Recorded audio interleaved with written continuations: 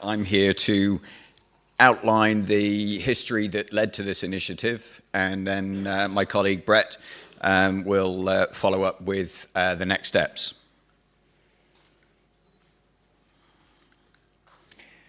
So this is an initiative that started in the UK, a group of growers getting together to look at the recycling of pots. And in fact, the background to this is that the group of 10 leading UK growers met to discuss the issue at the HTA National Plant Show. And it followed really the Blue Planet 2 program that you've heard Dr. David Beck mention this morning. That program was being aired at the time and created a huge amount of discussion in the public awareness, but also at industry level, due to pictures such as this. And it was really a question of what the UK garden market could do to help tackle this problem. So it was a group of some very familiar names, such as Brantford Webb's, Hilliers and Farplants, who met at the UK offices in July 2018. And it was really referencing again some of the comments made by David this morning to discuss what the problem was, to understand it, and to see how the garden market could do something about its responsibility in this area. And as David mentioned, 300 to 400 million pots go to landfill in the UK each year. Now, there's a slight difference of opinion around consumer perceptions. You know, consumers think of our industry as a green industry, and yet we know that there are also cases where groups of consumers or NGOs, non-government organizations, get together to picket garden centers. Not fortunately at the moment in relation to plastic pots, but we have seen action at garden centers in relation to neonicotinoids in plant protection products, and it was an opportunity to get together and discuss these issues and see if we could, as an industry, make that meaningful change that, again, David mentioned this morning, by doing the right thing. So the problem is that the carbon black pigment in black plastic plant pots can't be recycled through UK home recycling systems.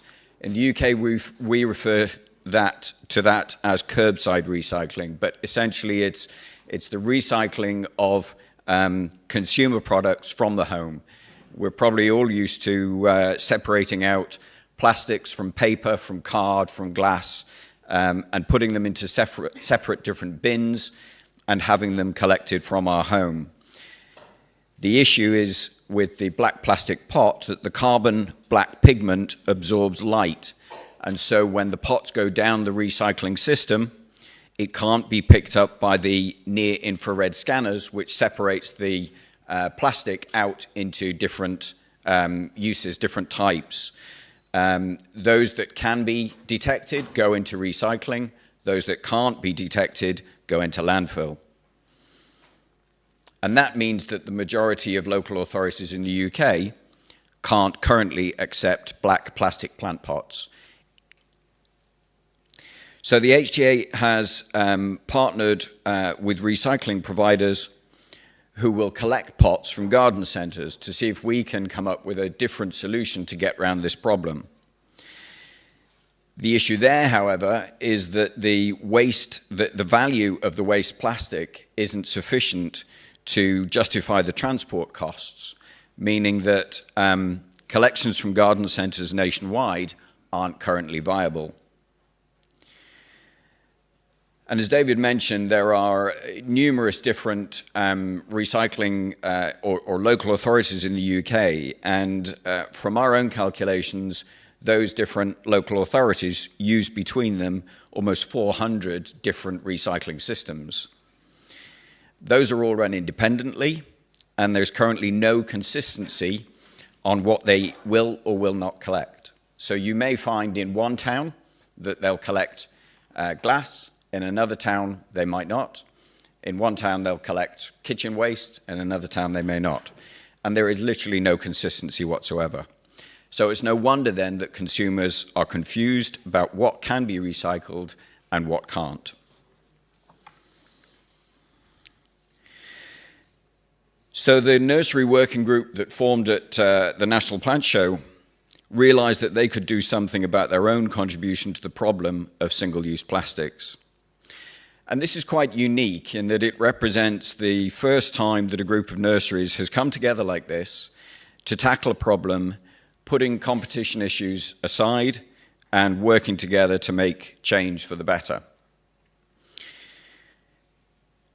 So that meeting initially discussed the issues, tried to understand the complexities of the problem, not only the different recycling systems that we've talked about, but also it became necessary to understand the different constituents of pots, and they vary quite widely. So we invited 5 pot manufacturers, Desh, Soparco, Modiform, Aeroplast, and Poppelmann-Teku, to come along to the group and present their solutions to this problem. And then the group discussed all of those various solutions and agreed between them that the right way forward was to select a specified pot.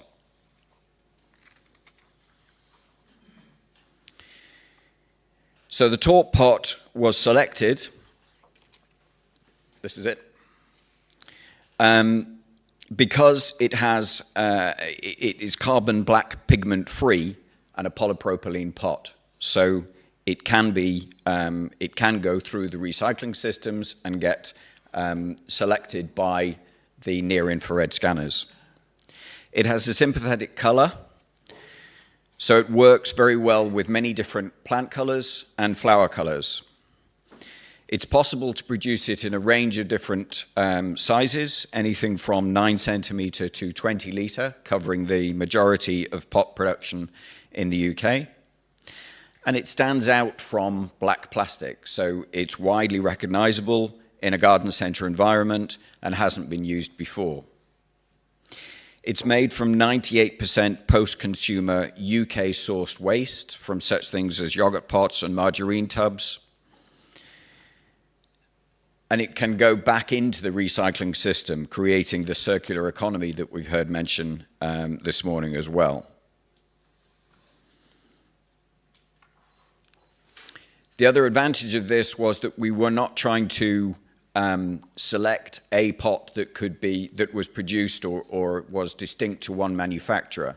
It's not about the pot itself, it's about the color and about the constituents. And so it can be used and it can be produced by multiple manufacturers.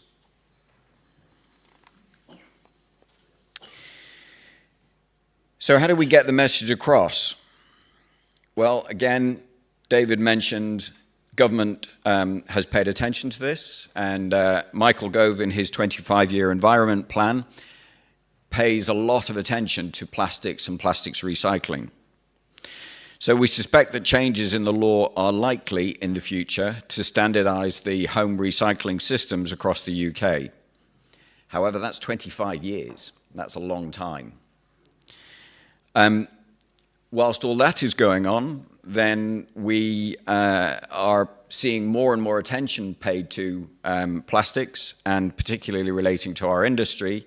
And in fact, the torp pot was the subject of the BBC Gardener's World TV programme, which aired its primetime TV on a Friday evening in the autumn of last year. And bringing it forward, the torp pot will feature at the RHS Chelsea Flower Show this year. The Morgan Stanley Garden is a famous garden and a prime position on the main walkway through the trade show, through the consumer show. And this garden is being designed by Chris Beardshaw. And as it explains there, it really emphasizes the environmental credentials and the importance of sustainability and getting that message through to the consumer. So it mentions the torp pot, and it talks about the commercial horticulture, selecting this pot from UK post-consumer plastic waste, and that the pots can be recycled through curbside or home recycling systems. So it's really high attention. I don't know how many viewing figures the Chelsea Flower Show gets, but it is phenomenal, not only in the UK, but around the world as well. So what are the next steps? Production of the plants in torp pots is increasing in nurseries across the UK, and it will become a feature of garden centres, a main feature of garden centres in 2020. Other pots are also coming onto the market that can be recycled, including the Modiform Blue Pot and Poppelmanteku, and we have representatives from both of those companies in the audience today. HTA is working with an organisation called Recoup, which is the Recycling of Used Plastics Limited, and this is a specialist body that understands the issues around home recycling, and it's their vision to lead and inform the sustainable development of plastics recycling and get those messages across to the local authorities. And we've seen the very first start of this sort of activity happening. So this was consumer advice given out by a local authority in the Midlands, which lists all the things that can and can't be recycled through the home curbside recycling system. And for the first time, we're seeing black plastic pots can't be recycled. The inference being that other pots can, of course. And the other thing that we're hoping to achieve with the help of Recoup is to be able to use that symbol, the widely recycled symbol, on the plastic pot. So again, it's just reinforcing that message to the consumer that they can quite happily put that through their home recycling system.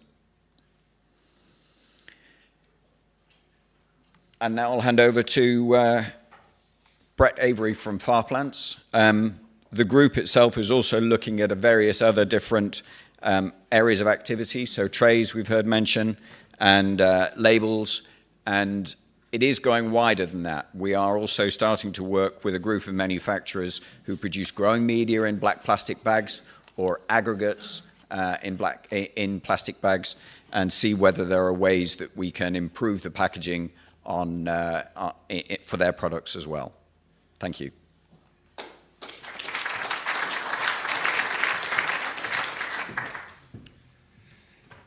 I think it's nearly good afternoon. So good afternoon, everyone. I'm Brett Avery, the Managing Director of Farplants, as Martin said.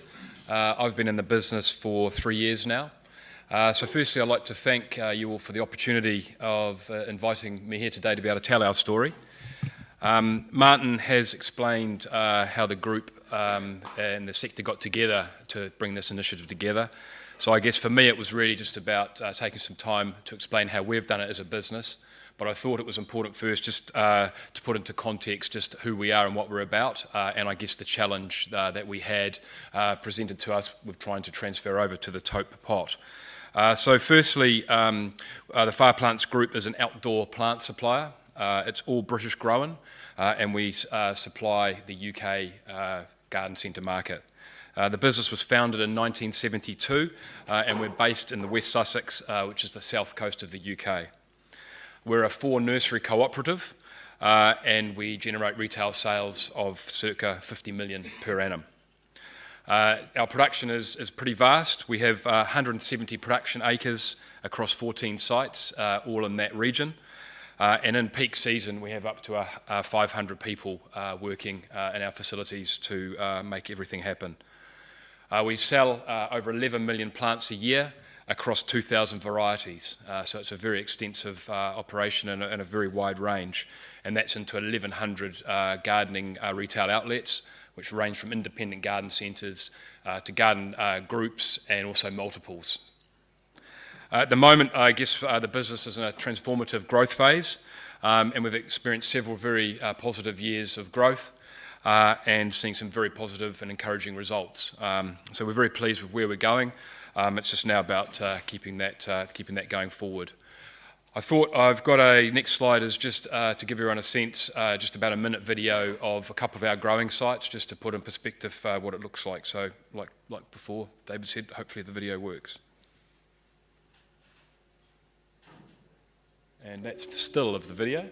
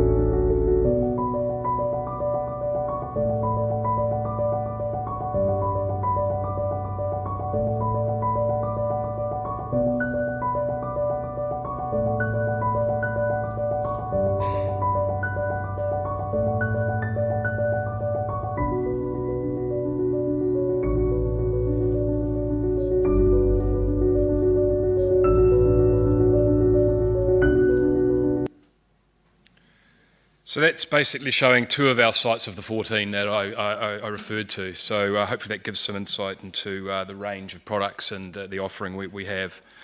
Obviously, to support that production, plus our customer needs, we need a very efficient distribution and supply. So back in 2011, a whole new distribution facility was built. This was back in the day, it was 2.75 million investment, and it's 8,500 square metres of covered facilities. Pre-building this, the business could cope with 945 trolleys being processed and distributed on a daily basis. Now that we've moved into this new facility, we can process 1,800 trolleys on a daily basis. This is an absolutely unique facility in the UK, we understand, and nothing really like it about. Basically, all the products come in one end, and we completely tailor every product with customer logos, and then it goes down production lines, cleaned, etc., and packed onto trolleys and goes out to our customer base nationwide twice a week. Customers can pick very small quantities. They can do 1 tray, they can do 3 or 4 pots across our 2,000 varieties. So you can imagine in months like April, May, we've often got customers ordering many different varieties, and this process has to deliver. So it's a sight to be seen, especially in these peak months. And I guess just to give you a sense of what that looks like.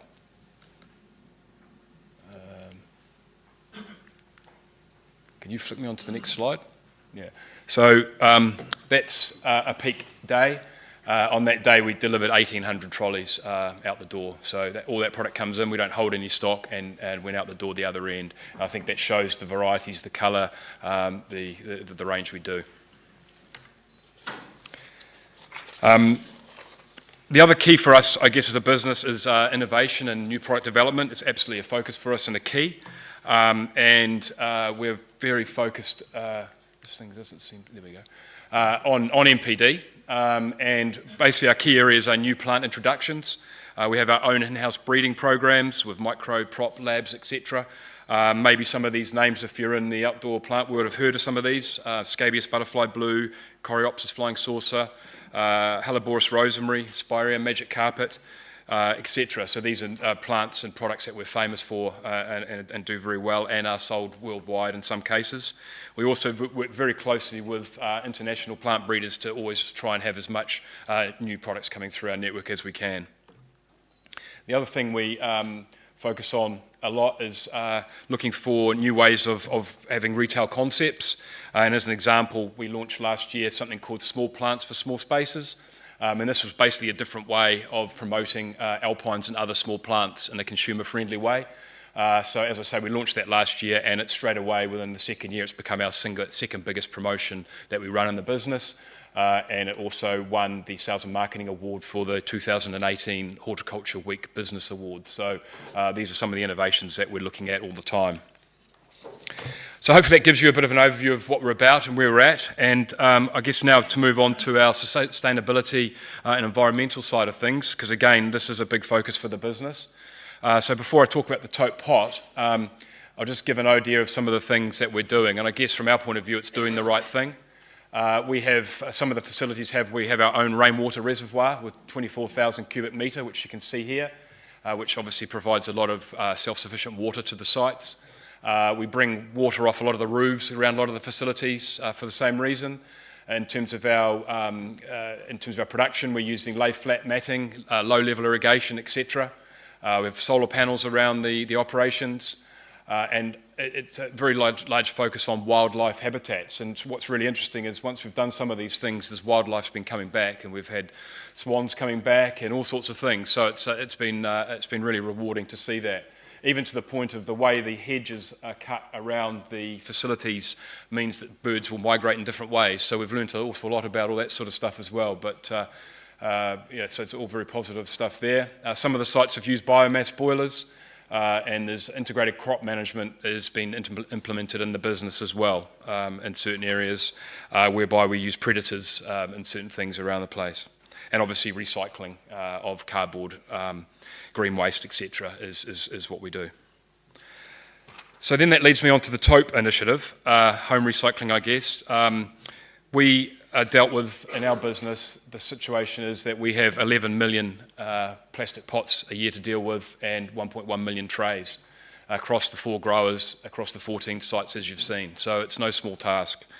As Martin alluded to, we started this process back in July last year, and so it's been a very, very fast turnaround for us. And I guess the transition has been the biggest learning of transitioning from full black pot production into TOPE, and managing that existing stock holding, future ordering, and working closely with our pot manufacturers in a very fast pace project that we're trying to deliver.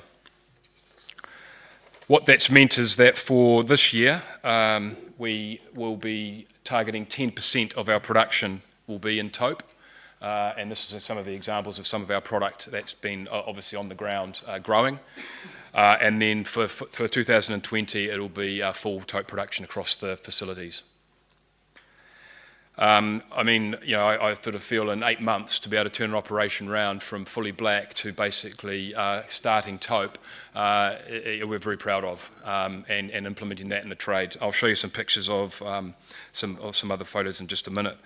The initial feedback, well, firstly, when it's finished and it's all ready to go out the door, it gives that sort of a look. Again, what Martin said, the pot actually, we're getting really positive feedback about the pot not being so dominant, the plant maybe being more dominant, and all those sort of things. So, so that's how it's going to look for when it's ready for sale. And then I'm pleased to say that last week we actually shipped our first, what we call promotion, into the trade. And I've got some pictures here of that in the garden centres. So these are just 2 pictures of garden centres from last week. This particular promotion is 1 million pots to us. And we've delivered that last week within that short period of time. And the feedback from the centres, you can already see that's gone in, that was the day it was taken, there's already gaps in the pots. The feedback has absolutely been very positive, and what we're seeing is enabled is all our customers are now getting on board. They're tweeting, using their social media networks to promote what they're doing, and they're even now having customers that have got some acknowledgement of what's going on, coming and asking for it. So there's a bit of a momentum and a groundswell building, which is obviously what we all want. So yeah, so very proud again of the team, and I've been able to deliver that in such a short period of time.